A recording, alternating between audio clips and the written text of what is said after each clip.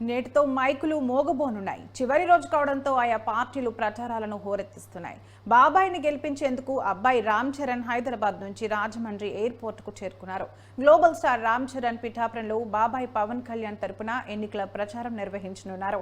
దీంతో global star Ram Charan Janasena cadre లో full జోష్ నింపనున్నారు.